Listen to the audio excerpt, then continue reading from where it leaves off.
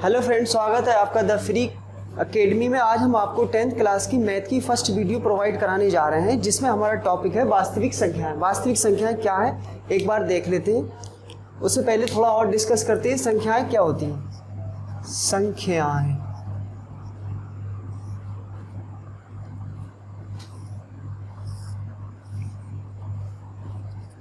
पहला होता है हमारा वास्तविक संख्या।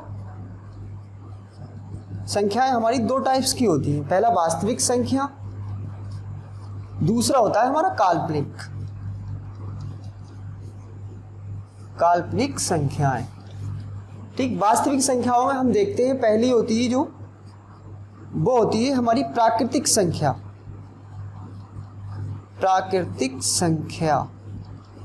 दूसरी होती है हमारी पूर्ण संख्या।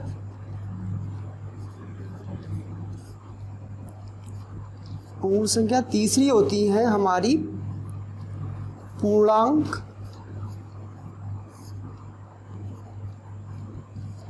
फोर्थ परिमेय संख्या। एक होता है अपरिमेय संख्या।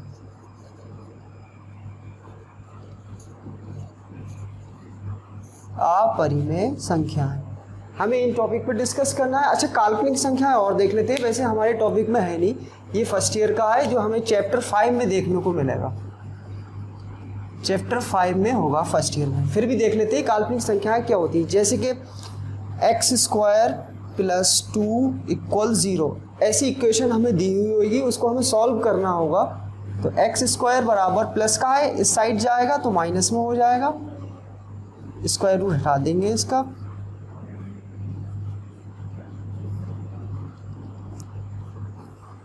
ये संख्याएं जो हैं ये हमारी काल्पनिक संख्याएं होती हैं। ये क्या है? काल्पनिक संख्या है। उसके बाद देखते हैं हम वास्तविक संख्याएं देखते हैं। ये हमारे में है नहीं। वास्तविक संख्या क्या होती है? वास्तविक संख्याओं में पहला ही पॉइंट हमें मिल चुका है, प्राकृतिक संख्या। प्राकृतिक संख्या को डिनोट करते हैं कैपिटल N से। पूर्ण संख्याएं जो होती है उसको डिनोट करते हैं कैपिटल W से। पूर्णांक होता है उसको Z से। और परिमेय संख्याएं और देखते हैं प्राकृतिक संख्या क्या होती है। ऐसी संख्याएं जिसको हम गिन सकते हैं वो प्राकृतिक संख्याएं होती है, मतलब नेचुरल नंबर, जैसे 1 2 3 4 5 6 7, ये सारे क्या होते हैं? हमारी प्राकृतिक संख्याएं होती हैं। इसको हम किससे डिनोट करते हैं? कैपिटल N से। 1 2 3 4 5।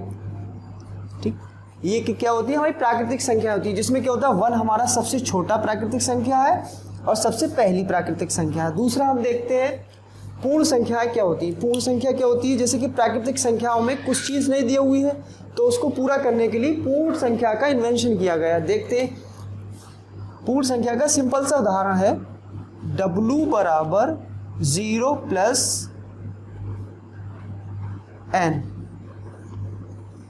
ये पूर्ण संख्या का रूल है। देखते हैं, मतलब कि पूर्ण संख्याएं वे संख्याएं होती हैं जिसमें हम 0 को ऐड कर देते हैं। वो सारी कौन सी संख्या कहलाती हैं? पूर्ण संख्याएं कहलाती हैं। इसे डिनोट करते हैं W से, मतलब होल नंबर, क्योंकि 0 को हम गिनते नहीं, तो इसलिए नेचुरल नंबर में 0 था नहीं, इसलिए हमने पूर्ण संख्या का इन्वेंशन देखा। उसमें क्या था? 0 आ गया। 0 से स्टार्ट करेंगे, बाकी सभी क्या हो जाएंगी? प्राकृतिक संख्याएं होंगी। 0 1 2 3 ... ठीक।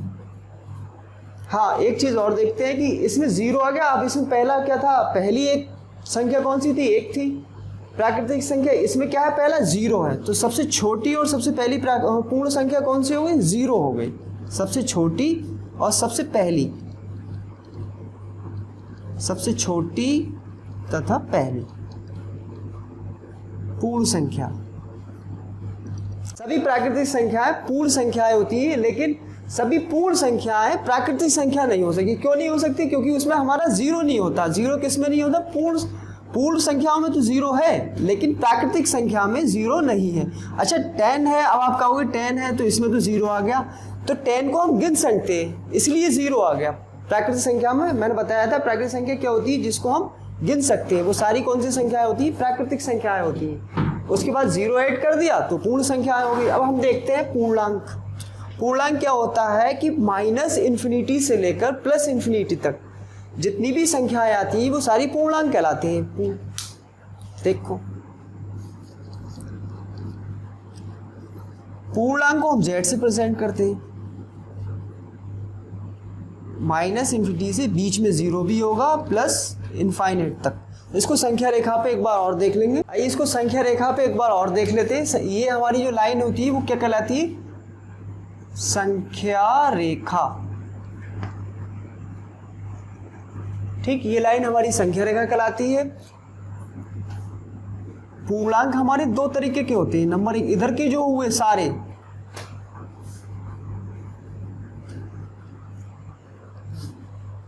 आइए अब इसे हम संख्या रेखा पर एक बार और देख लेते हैं। ये लाइन जो होती है हमारी संख्या रेखा कहलाती है। क्या कहलाती है? संख्या रेखा। इस साइड के जितने भी होते हैं हमारे नंबर वो सारे क्या कहलाते हैं? हमारे धनात्मक पूर्णांक। ये सारे कितने क्या कहलाते हैं? धनात्मक पूर्णांक।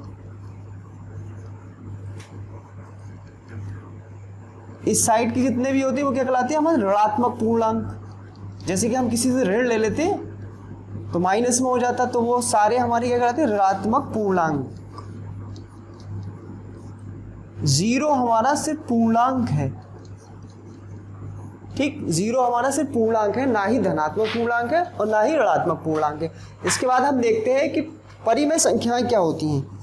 परिमेय संख्याओं को एक बार और देख लेते हैं कि ऐसी संख्याएं जिसे P अपॉन Q के रूप में लिख सकते हैं, जिसे P अपॉन Q के रूप में लिख सकते हैं, जहां Q नॉट इक्वल टू 0, मतलब Q जो है वो 0 ना हो, तो वो हमारी क्या कहलाएगी? परिमेय संख्या कहलाएगी। एक पॉइंट और है इसका, P व Q दोनों जहां क्या हो? पूर्णांक हो, दोनों पूर्णांक होंगे तब भी वह परिमेय संख्या कहलाएगी। एक चीज और, दोनों संख्याओं का P और Q का, दोनों संख्याओं का HCF अगर 1 के बराबर है तो वो भी क्या कहलाएगी? हमारा परिमेय संख्या कहलाती है। इसका एग्जाम्पल और देख लेते हैं, कौन कौन से इसके एग्जाम्पल हैं। अच्छा, अब हम इसके एग्जाम्पल और देख लेते हैं कि परिमेय संख्याओं के क्या क्या एग्जाम्पल होते हैं। नंबर 1 देखते हैं कि क्या 0 एक परिमेय संख्या है या नहीं है। ये चीज़ और देखते हैं कि 0 ये है, 0 क्या ये परिमेय संख्या है या नहीं। हाँ, 0 परिमेय संख्या है। कैसे है वो और देखते हैं। 0 परिमेय संख्या, क्योंकि 0 के नीचे 1 है, और जिसके नीचे 1 है, और 1 क्यों है? क्योंकि 1 का क्या है? Q not equal to 0। Q 0 के बराबर नहीं है, मतलब हर जो है वो 0 के बराबर नहीं है, हर क्या है? 1 है। तो इसका मतलब क्या हुआ कि 0 हमारी परिमेय संख्या है। अच्छा, एक और आता है, दूसरा एग्जाम्पल और देखते हैं। जैसे कि 0 को अगर हम हर में लिख दें तो क्या ये परिमेय संख्या है? ये परिमेय संख्या नहीं है। क्यों नहीं है? क्योंकि Q क्या हो गया? 0 के बराबर हो गया। और हमारा रूल क्या था कि परिमेय संख्या क्या कहलाती हैं? जो P अपॉन Q के रूप में हो और जो Q के मतलब 0 के इक्वल ना हो। ये तो 0 के बराबर होगी, तो ये हमारी परिमेय संख्या नहीं है। ठीक, एक और एग्जाम्पल हम इसका देखते हैं। 1/2 क्या है? परिमेय संख्या है। सिंपल है, परिमेय संख्या है, क्योंकि 1 और 2 का एलसीएम कितना होगा? 1 होगा। अच्छा, क्या 2/4 परिमेय संख्या है? 2/4 परिमेय संख्या नहीं है। कैसे नहीं है? क्योंकि इन दोनों का एलसीएम क्या होगा? 1 नहीं होगा, तो इसलिए ये क्या है? नहीं, ये परिमेय संख्या नहीं। इसका बहरूपिया जो है, इसका दूसरा रूप, मतलब 1/2 अगर इसका सॉल्व करके करें तो वो क्या होगा? परिमेय संख्या होगा। जैसे कि पाई परिमेय संख्या नहीं है, लेकिन पाई का मान 22/7 क्या है? एक परिमेय संख्या है। पाई का मान एक परिमेय संख्या है, लेकिन पाई परिमेय संख्या नहीं। गाइस, हमारी परिमेय संख्याएं हो चुकी हैं। अब हम अपरिमेय संख्याओं को और देख लेते हैं। अपरिमेय संख्याएं क्या होती हैं?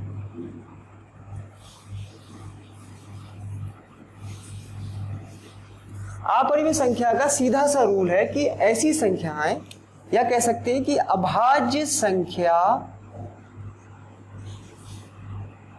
संख्या के ऊपर अगर हमने अंडर रूट चढ़ा दिया तो वो हमारी क्या कहलाएगी? अपरिमेय संख्या कहलाएगी।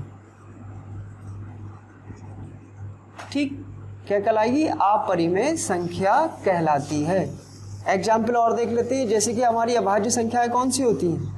2 हो गई, 3, 5, 7। अगर हम इसके ऊपर अंडर रूट चढ़ा दें तो ये सारी कौन सी संख्याएं हो जाएंगी? हमारी अपरिमेय संख्याएं हो जाएंगी।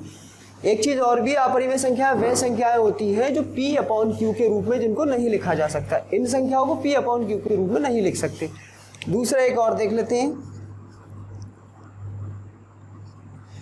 1.00100100001। क्या ये एक अपरिमेय संख्या है? परिमेय संख्या। ये एक अपरिमेय संख्या है क्योंकि इसका प्रसार क्या है? अशांत है। इसका प्रसार अशांत है। इसके जितने आगे तक चलते रहोगे यही होते रहेगी, बढ़ते रहेगी, इंक्रीमेंट होता रहेगा। तो ये कैसी संख्या है? अपरिमेय संख्या है। एक और देखते हैं, 1.3333। ये एक परिमेय संख्या है, अपरिमेय संख्या है। तब ये एक परिमेय संख्या है। क्यों परिमेय संख्या है? क्योंकि ये आगे सेम होते रहेगा, 33333। इसका प्रसार तो आसान है लेकिन संख्या जो आ रही है सेम आ रही है। तो हम कह सकते हैं जिन संख्याओं के ऊपर बार लगा हुआ होता है वो हमारी सारी परिमेय संख्याएं होती हैं, और जिन संख्याओं के ऊपर बार नहीं भी है लेकिन उसकी आवृत्ति सेम हो रही है तो वो भी हमारी क्या कहलाती है? परिमेय संख्याएं कहलाती है। लेकिन जिसमें इंक्रीमेंट होते रहता है, जैसे इसमें 2 0 दे, फिर 3, फिर 4, 4 0 हुए, तो ये हमारी क्या कहलाएगी? अपरिमेय संख्या कहलाएगी। ये सारी क्या? अपरिमेय संख्या कहलाएगी। एक चीज और, पाई हमारा एक क्या है? उदाहरण, अपरिमेय संख्या का उदाहरण है। अपरिमेय संख्या का उदाहरण है। अच्छा, इसके बाद हम यूक्लिड विभाजन एल्गोरिथम को और देखते हैं।